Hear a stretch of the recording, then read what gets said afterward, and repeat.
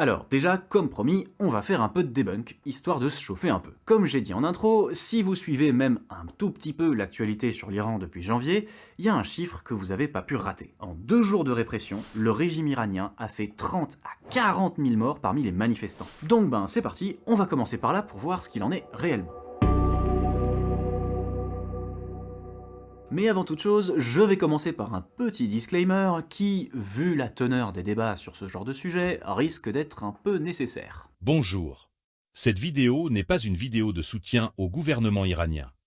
Il s'agit d'un document à but informationnel visant à apporter des éléments concrets au débat, ainsi qu'une perspective différente et quasiment absente de ce dernier. Toute accusation non argumentée de campiste ou autre pantin du régime des mollahs sera ignorée de nos services. Merci de votre compréhension. Alors, première remarque à faire sur cette histoire, 30 000 morts en seulement 2 jours, c'est... beaucoup. Genre vraiment beaucoup. Ça représenterait une moyenne de plus de 10 morts par minute pendant 48 heures en continu. Pour comparer un peu, je rappelle qu'en plus de 2 ans de massacre à Gaza, le nombre de morts directes identifiés a atteint 70 000, soit environ le double de ce qui est allégué pour l'Iran, en littéralement 400 fois plus de temps, et avec des bombardements aériens incessants et une volonté générale. Bon, mais théoriquement, faire 30 000 morts ou plus en 2 jours, c'est physiquement possible.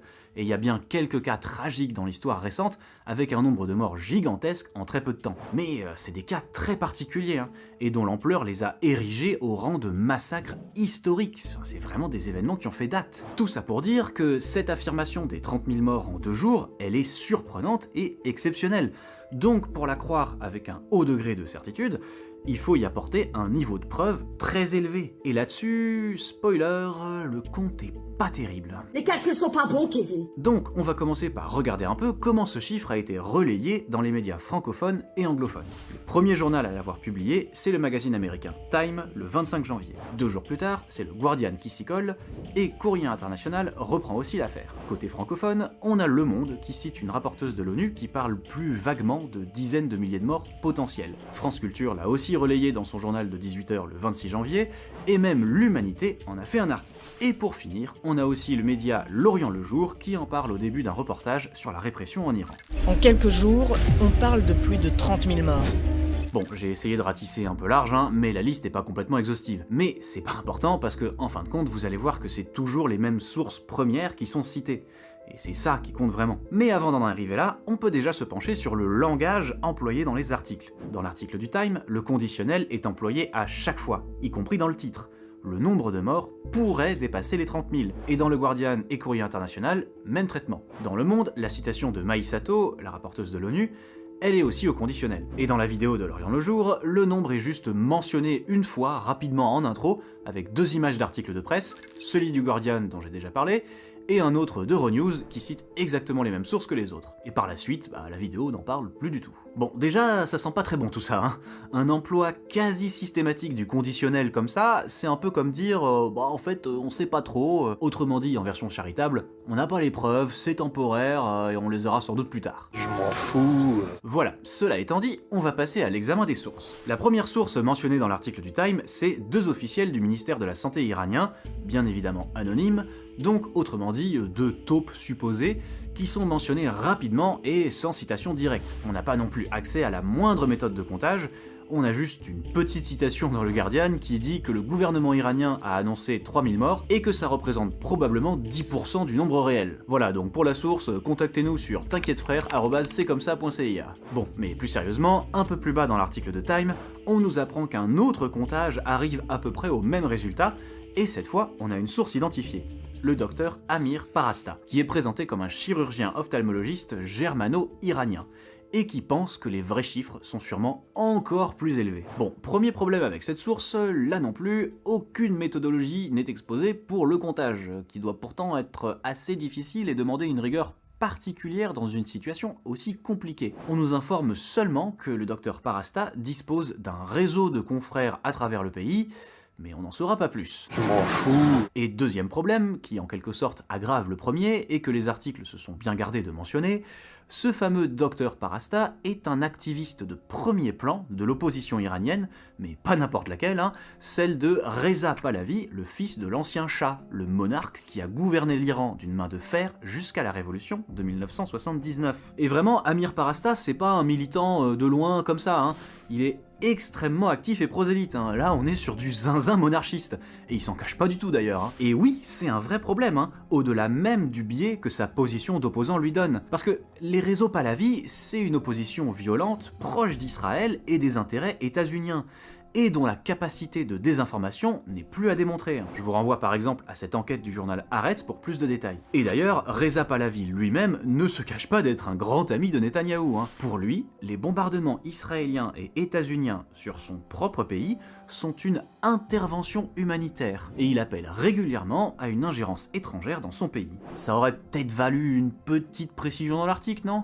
Genre au moins une petite ligne quoi, pour la forme. Non, même pas, je m'en fous. Même pas. aussi. Dans son entretien avec Le Monde, la rapporteuse Mai Sato ne fait qu'évoquer assez vaguement la possibilité que le total atteigne plusieurs dizaines de milliers de morts, et elle ne cite aucune source précise là-dessus d'ailleurs. Le journal de France Culture cite également deux autres organisations. La première est basée en Norvège et s'appelle Iran Human Rights. Le problème, entre guillemets, c'est qu'elle n'affirme pas qu'il y a eu 30 000 morts. Elle dit en avoir confirmé environ 3400, mais elle spécule en disant craindre que le nombre n'atteigne en réalité 25 000, et on n'en sait pas beaucoup plus. Par contre, la deuxième source est beaucoup plus affirmative. L'organisation Iran International déclare que le nombre de morts atteint 36 500, donc c'est le chiffre le plus élevé qu'on trouve dans toutes les sources que j'ai citées, et ce serait même prouvé par des documents. L'ONG prétend avoir eu accès à plusieurs rapports gouvernementaux iraniens, dont le dernier, daté du 24 janvier, avancerait le chiffre de 36 500 morts. Bon, le petit problème, c'est que ces fameux rapports, on n'en voit pas la moindre ligne ou la moindre photo. On n'a même pas droit à une citation reproduite. Et les sources humaines rapidement mentionnées sont bien évidemment anonymes. Alors l'anonymat des sources, c'est pas un problème en soi, c'est parfois tout à fait nécessaire,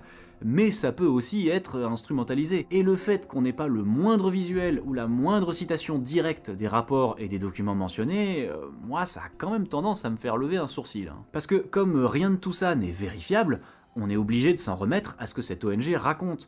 On doit leur accorder une confiance totale. Donc, il s'agit d'évaluer la confiance qu'on peut raisonnablement accorder à cet organisme. Et là, ça pêche un peu, on va dire. Iran International, c'est pas une ONG du style Amnesty ou Human Rights Watch. Alors en plus, même ces ONG-là présentent des vrais problèmes à mon sens, j'en ferai peut-être une vidéo un jour, mais leur structure et leur méthode leur donnent une certaine fiabilité factuelle qu'on peut difficilement nier. En général, c'est quand même du sérieux. Et Iran International, c'est une structure beaucoup plus politique.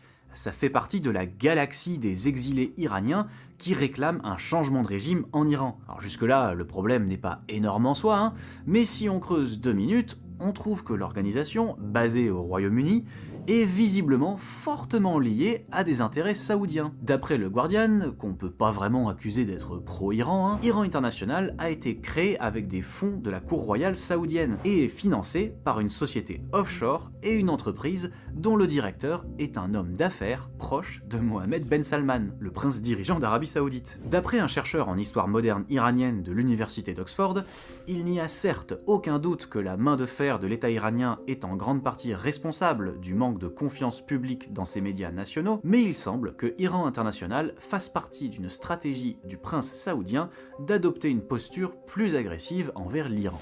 Voilà.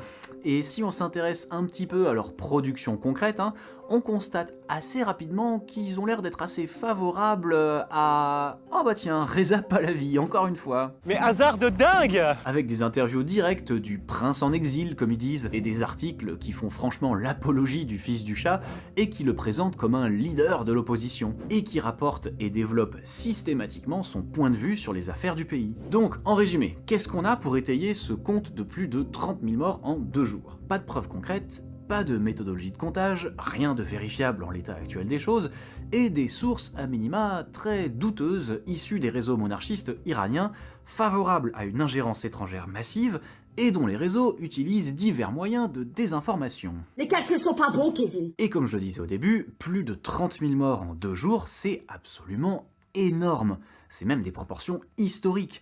Et même l'article du Time le reconnaît, hein. Un des quelques cas historiques connus de massacres qui seraient similaires a eu lieu dans le cadre de l'Holocauste. Donc, à mon sens en tout cas, la conclusion raisonnable minimale, c'est que le niveau de preuve dont on dispose est abyssalement bas par rapport à l'ampleur de l'accusation. Surtout si on prend en compte le fait que cette information nous parvient dans un contexte de propagande massive, le genre de contexte qui a produit par le passé des énormes fake news que les grands médias ont systématiquement relayés. Les charniers de Timișoara, les couveuses du Koweït, le plan fer à cheval au Kosovo, les armes de destruction massive en Irak, les massacres imminents en Libye... Enfin bon bref, je vais pas vous refaire la litanie, hein, je vous renvoie à mes vidéos précédentes. Voilà pourquoi, à mon sens, ce chiffre des 30 000 morts doit être rejeté jusqu'à l'arrivée éventuelle d'un niveau de preuve suffisant.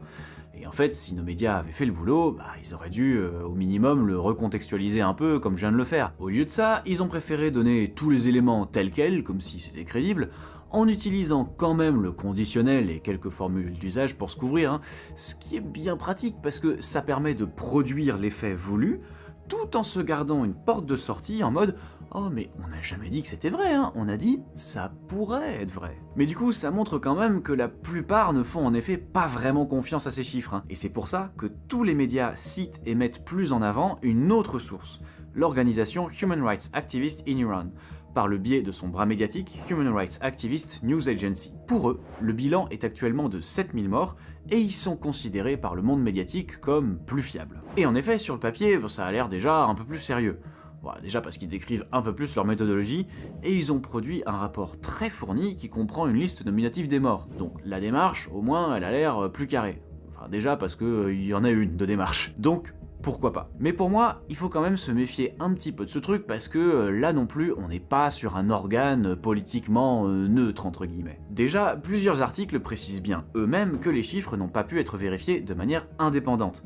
Mais surtout, Human Rights Activists in Iran appartient aussi à la galaxie des exilés iraniens anti-régime. Alors, pour le coup, il n'y a pas d'éléments qui permettraient de les relier au réseau de Reza Pahlavi, hein. Visiblement c'est pas la même sphère. Par contre, ça me semble quand même intéressant et nécessaire de rappeler que c'est une organisation basée aux États-Unis et financée en partie par la fameuse NED, la National Endowment for Democracy. Alors, pour ceux qui savent pas ce que c'est la NED, vous pouvez aller voir cette vidéo sur la chaîne Elucide, on en parle un petit peu plus en détail à ce timecode. Mais en gros, pour résumer, c'est un peu la CIA 2.0. C'est une organisation créée par l'administration Reagan en 1983 pour rebrander les actions d'ingérence des États-Unis en promotion de la démocratie à travers le monde. I spoke of the need and obligation to assist democratic development. The National Endowment for Democracy, a private, non-profit corporation funded by the Congress, will be the centerpiece of this effort. Et concrètement, ça fait environ 40 ans que ce paravent de la CIA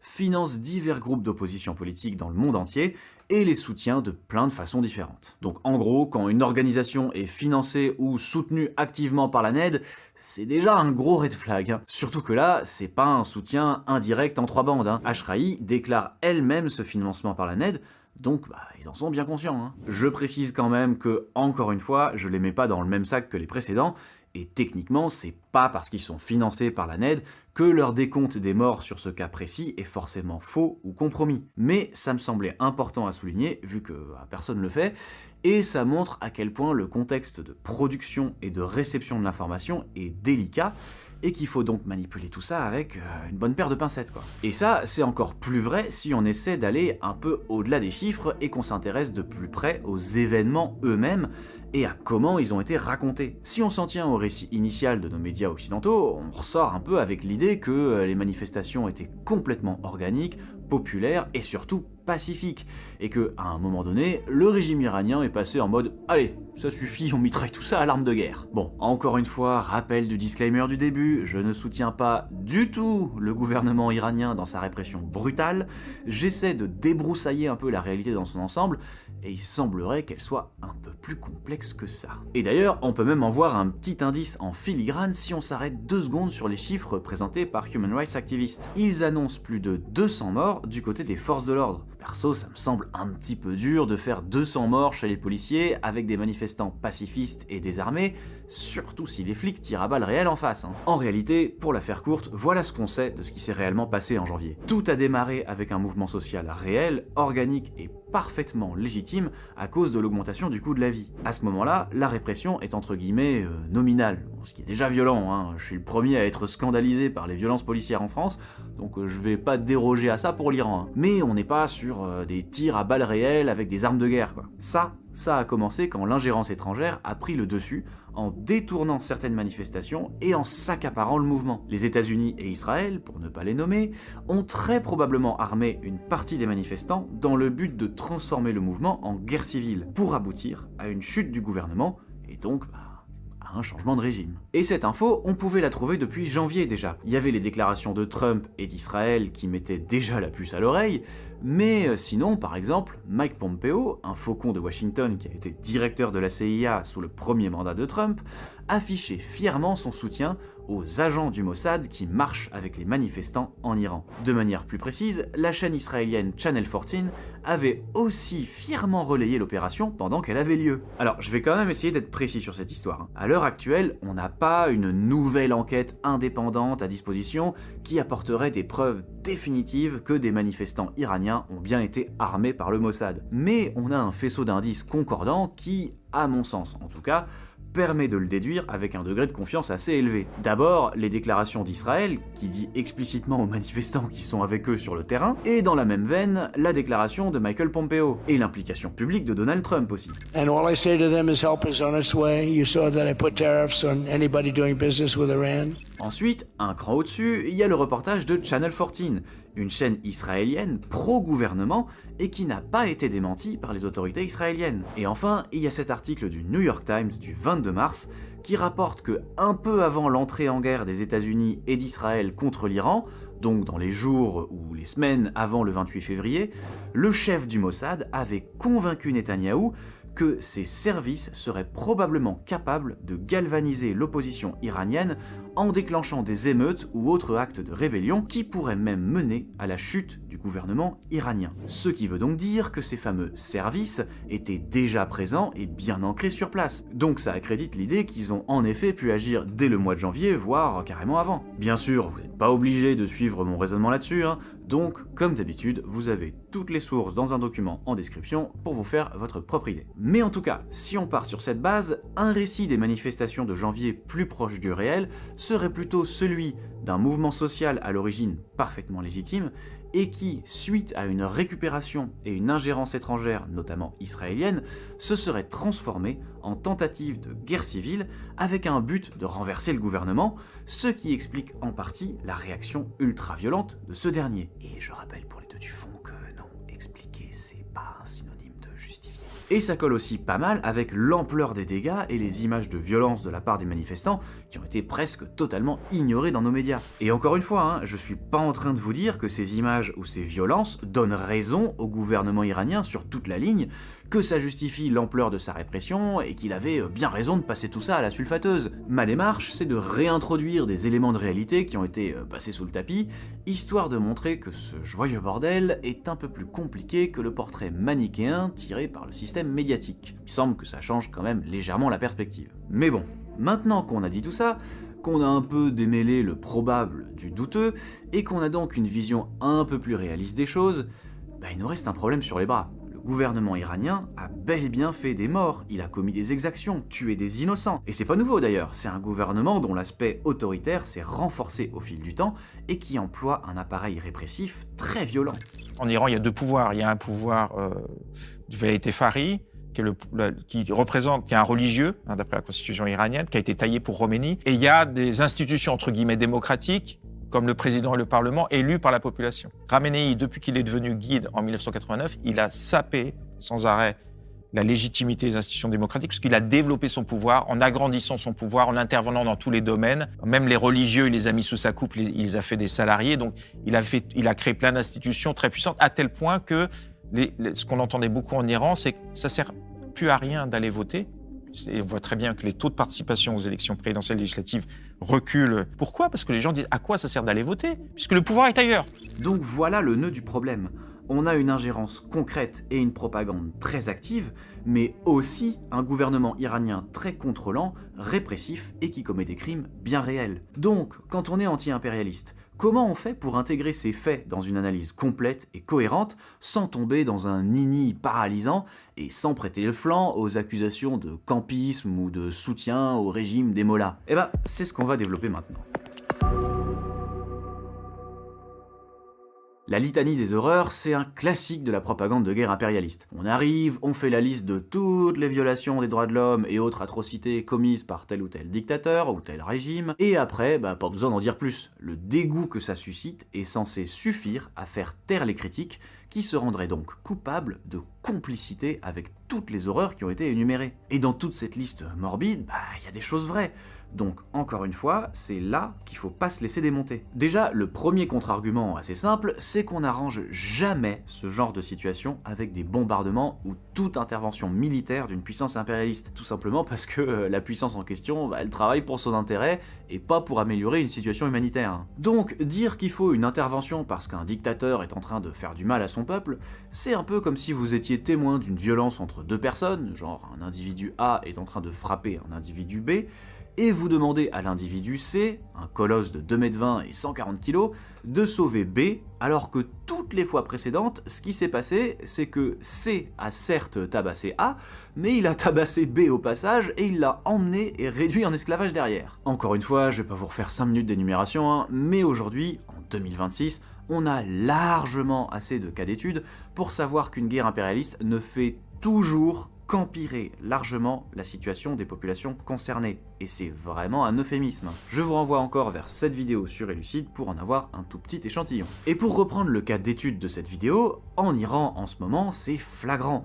Les bombardements américains et israéliens ont détruit un nombre significatif d'infrastructures civiles, des centres médicaux, des écoles. On peut pas vraiment dire que ça améliore la vie des Iraniens. Et ça vaut aussi pour des interventions non militaires, comme par exemple les mesures coercitives unilatérales, les fameuses sanctions, comme on dit. L'Iran en est une des principales victimes depuis un bon paquet d'années. Et tout ce que ça a fait, c'est maintenir des millions de gens dans la pauvreté et leur pourrir la vie. Donc si quelqu'un vous recrache la propagande impérialiste et vous fait la liste de toutes les pratiques scandaleuses que le régime des mollahs fait subir à sa population, vous pouvez simplement répondre: ah ouais, c'est clair, y a des gens qui souffrent en Iran, mais du coup, pourquoi tu veux les faire souffrir encore 100 fois plus? Et ça vaut pour tous les autres cas similaires, et vous avez plus de 70 ans d'expérience impérialiste pour le prouver et l'illustrer. Bon, en soi, cet argument est déjà suffisant pour rejeter une intervention, mais si on veut bien comprendre, il faut aller plus loin. La question centrale, c'est celle des causes profondes d'une situation politique donnée. Pourquoi, à un instant T de l'histoire, telle population est-elle sous le joug de tel gouvernement répressif? Pourquoi ce gouvernement adopte-t-il une telle attitude? Pourquoi est-ce que ça s'aggrave ou au contraire ça s'améliore au fil du temps? Évidemment, c'est extrêmement complexe à analyser. Il y a une myriade de facteurs qui déterminent ces questions au cas par cas, mais on peut quand même dégager des dynamiques communes. Et il y a notamment une dynamique, une cause qui surdétermine toutes les autres. L'impérialisme. Bon, j'entends déjà des contradicteurs qui voudront me dire « Ah bon, c'est facile, donc si des dirigeants commettent des crimes, en fait ils y sont pour rien, c'est pas leur faute, c'est le méchant impérialisme. » Alors là-dessus, il faut vraiment savoir distinguer le champ de la responsabilité individuelle de celui de l'analyse systémique. Comme son nom l'indique, l'analyse systémique sert à étudier un système dans son ensemble et sa dynamique historique, avec une approche scientifique, en analysant notamment une chaîne de causes et de conséquences. Exposer les mécanismes qui mènent à telle ou telle situation, c'est pas dédouaner les individus qui en sont responsables. On n'est pas sur le même plan. C'est pas parce qu'on peut étudier la montée du nazisme et en décortiquer la séquence historique qu'on va pas condamner les responsables à Nuremberg. Voilà, ça c'est une chose. Mais c'est pas le cœur du problème. Le plus important, c'est la manière d'analyser l'impérialisme. Et ce qu'il faut bien comprendre, c'est que les mécanismes de domination, les guerres, les ingérences, etc., ce sont les manifestations concrètes du phénomène impérialiste. Mais l'impérialisme lui-même, c'est un système d'organisation politique et économique qui régit actuellement le monde entier. Histoire de pas alourdir cette vidéo, je vais le décrire de manière très triviale et simplifiée, donc désolé d'avance pour les puristes du sujet, je garde ce dont j'ai besoin pour mon propos ici. Donc, en très gros, c'est un système dans lequel certains pays, ceux qu'on appelle les pays du Nord économique ou encore le centre impérialiste, pompent la richesse et exploitent la force de travail des autres pays, ce qu'on appelle du sud global ou la périphérie impérialiste. Et concrètement, les gens qui profitent le plus de ce système, c'est la bourgeoisie des pays du centre, qui va donc mettre en œuvre tous les moyens nécessaires pour maintenir ce système mondial, y compris la force brute, donc la guerre, quand elle l'estime nécessaire. Conséquence directe de ce fonctionnement, des inégalités de richesse et de niveau de vie abyssales entre les pays, et des ingérences massives par les puissances impérialistes qui peuvent aller jusqu'à des guerres atroces. C'est ça que je veux dire quand je parle de l'impérialisme comme une cause surdéterminante des événements du monde. L'impérialisme, c'est le cadre qui définit les règles du jeu avant même que la partie commence. Et à l'échelle globale, ces règles du jeu créent des conditions qui empêchent la construction matérielle et politique d'un modèle social efficient dans beaucoup de pays de la périphérie. On va voir comment ça opère concrètement dans le cas de l'Iran, mais globalement, on manque vraiment pas d'exemples. Premier cas de figure. Les puissances impérialistes soutiennent un dirigeant autoritaire corrompu, voire carrément ils l'installent au pouvoir, pour qu'il leur serve de relais. Là-dessus, l'histoire récente regorge d'exemples. On a la période Batista à Cuba avant la Révolution, le règne de Mobutu sur le Congo pendant plus de 30 ans, celui d'Idriss Déby au Tchad, la période Pinochet au Chili, et jusqu'à très récemment, avec l'élection très contestée de fin 2025 au Honduras. Bref, de manière générale, tous les fameux régime change dont on pourrait passer des heures à faire la liste. Dans ce cas de figure, c'est assez simple. Les pouvoirs impérialistes ont directement placé des leaders et imposent les politiques menées dans le pays en question par son intermédiaire. Mais vous allez me dire, il y a aussi des pays de la périphérie qui ne sont pas dirigés par des pantins de Washington, de Paris ou d'autres puissances impérialistes. Eh bah oui, j'y viens, c'est le deuxième cas de figure. Et dans ce cas-là aussi, l'impérialisme est très largement surdéterminant. Parce que, concrètement, quand un pays tente de s'émanciper autant que possible de ce système, que ce soit par une révolution, par les urnes ou autre chose, les impérialistes, ils restent pas les mains dans les poches en mode « Ah bah merde, on a perdu des plumes là. Bon, tant pis, c'est de bonne guerre, allez, force à eux. » Non, c'est à ce moment-là qu'ils vont déployer tous les moyens de pression possibles pour combattre et anéantir cette tentative d'émancipation, jusqu'à l'invasion militaire, si c'est possible et nécessaire. L'exemple le plus visible aujourd'hui, c'est celui de Cuba. Suite à la révolution populaire menée par Fidel Castro, ça fait plus de 60 ans que l'île subit un blocus états-unien criminel qui lui coupe l'accès à des ressources et bloque son développement, ou en tout cas le rend particulièrement difficile. Et ces derniers mois, vous avez bien vu l'actualité, Trump n'arrête pas d'empirer cette situation avec un blocus énergétique dévastateur pour la population, et ça fait déjà un moment qu'il menace même d'une invasion militaire. Et au passage, je vous recommande très chaudement la petite série documentaire The War on Cuba, réalisée en 2020-2021 par une équipe de journalistes cubains et américains. C'est vraiment une petite pépite sur le fond comme sur la forme, et ça vous donnera une très bonne idée des moyens de pression odieux déployés par les États-Unis pour faire souffrir l'île au maximum. Voilà le cadre dans lequel les Cubains et leur gouvernement doivent opérer. Et j'ai pris l'exemple de Cuba parce que c'est le plus éclatant, mais ça s'applique à divers degrés à énormément d'autres pays, puisque les États-Unis ont déployé des sanctions qui touchent littéralement plus de la moitié de tous les pays de la planète. Et du coup, on revient au cas de l'Iran, qui est très intéressant parce qu'il fait partie des pays qui a connu en quelques décennies les deux cas de figure que j'ai évoqués. Le coup d'État de 1953 qui a éjecté Mohammad Mossadegh et a installé le Shah en un genre de monarque absolu, a mis l'Iran dans le premier cas de figure pendant environ 25 ans, jusqu'à la révolution islamique de 1979, qui a mis en place le régime qu'on connaît encore aujourd'hui, et qui le place dans le deuxième cas de figure. Donc ça fait 47 ans que l'Iran subit la situation d'un pays du sud global sous attaque constante de l'impérialisme américain. Et c'est ce contexte qui est déterminant pour comprendre l'évolution politique du pays. Il est en mode citadelle assiégée, ce qui crée une espèce de spirale vicieuse. Sur le volet économique, les sanctions bloquent ou en tout cas ralentissent le développement d'infrastructures nécessaires au fonctionnement d'une société moderne.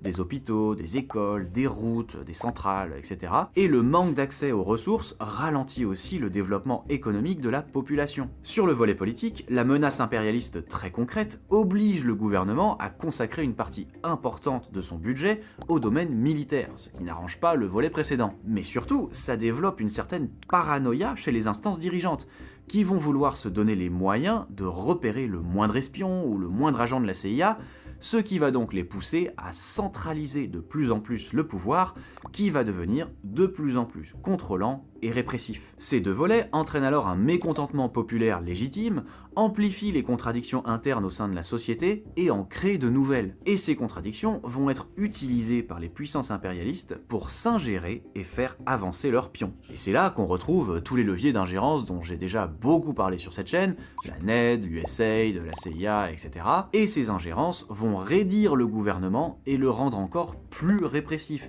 et encore plus paranoïaque. Et par ailleurs, il va aussi s'en servir comme excuse pour museler toutes les oppositions qui le gênent un peu trop, qu'elles soient affiliées aux ennemis de l'extérieur ou non. Du coup, presque mécaniquement, d'un côté la répression va s'exacerber et dériver dans un climat propice à son impunité, et de l'autre, même les opposants légitimes sont empêchés par cette situation de paranoïa qui les rend soupçonnables de connivence avec l'ennemi. Bon, évidemment, je simplifie pour regarder les grandes lignes, hein.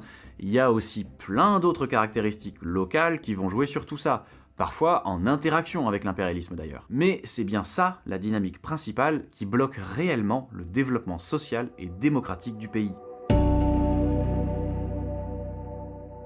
Donc à la fin, qu'est-ce qu'on peut tirer de tout ça? Alors, sur cette chaîne, je tiens en général à distinguer ce qui relève du factuel et de l'analyse d'un côté, et de l'opinion de l'autre côté. Pour répondre à cette question, je vais ajouter un peu d'analyse personnelle et d'opinion.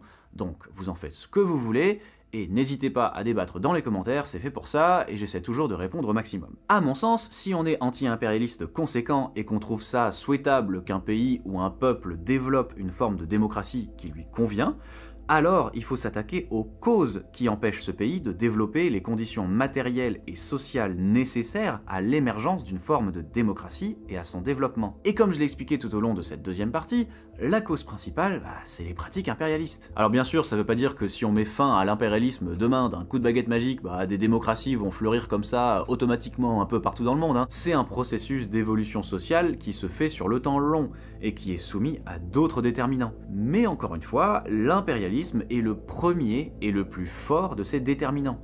Et surtout, en tant que personne de l'extérieur et citoyen de pays du centre impérialiste, c'est le seul levier sur lequel on peut agir. Donc concrètement, si quelqu'un vous sort le classique « Ah mais quand même, c'est pas un régime démocratique, il y a de la répression, etc. etc. » avec tout ce qu'on a vu dans cette vidéo, la réponse logique c'est « Oui ». Et c'est justement pour ça qu'il faut leur foutre la paix. D'ailleurs, en passant, je pense que les événements de 2022 en Iran viennent appuyer un peu mon propos. À cette époque, la mort de Mahsa Amini, une jeune fille de 22 ans arrêtée puis tuée par la police des mœurs iranienne pour un voile mal ajusté, a été le déclencheur du fameux mouvement Femmes, Vie, Liberté, qui exigeait notamment la fin de l'obligation de porter le voile et plus généralement la fin de ce genre de contrôle oppressif. Alors évidemment, ce mouvement a été aussi le théâtre de récupération et d'ingérence étrangère, hein, mais elles n'ont pas été très massives et elles se sont limitées principalement à de la propagande. 2 ou 3 ans plus tard, d'après plusieurs experts de la région, le mouvement a porté ses fruits.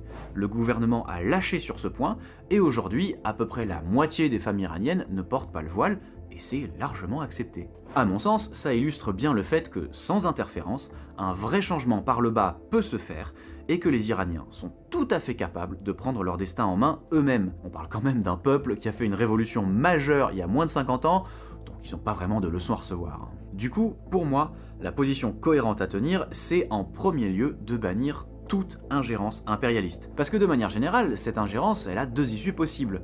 Soit elle fait tomber le gouvernement en place, le pays se retrouve asservi aux intérêts impérialistes ou plongé dans le chaos et la situation est donc bien pire qu'avant, soit le gouvernement se maintient, il se raidit sous les attaques et devient plus contrôlant et répressif. Donc concrètement, il s'agit de lutter bien sûr pour l'arrêt des bombardements et la fin de la guerre, mais aussi la levée des sanctions, la reprise de l'économie et du commerce dans des conditions normales et le retour à des relations diplomatiques saines d'égal à égal pour pouvoir résoudre les inquiétudes restantes. Et ça, encore une fois, ce n'est pas soutenir le régime iranien, c'est permettre à la population iranienne de créer les conditions pour qu'elle puisse faire advenir le changement qu'elle souhaite. Voilà, bon, je crois que j'ai été assez long comme ça. Merci et bravo si vous êtes arrivé jusque-là. N'hésitez pas à donner vos avis dans les commentaires, bien sûr, et aussi à me dire si vous avez apprécié la structure de cette vidéo, où je fais un genre de debunk sur un truc précis, mais qui sert en fait de prétexte pour développer un propos de fond derrière. Et dernier petit rappel aussi, pour vous abonner à la chaîne, partager la vidéo, etc., etc., vous pouvez aussi aller faire un petit tour sur le Tipeee si vous voulez m'aider à développer un peu mon travail. Et au passage, un immense merci à tous les tipeurs et tipeuses. Vraiment, je trouve ça assez incroyable que mon travail soit jugé digne de faire des dons. Ça me touche énormément, donc merci encore. Et sur ce, je vous dis à la prochaine.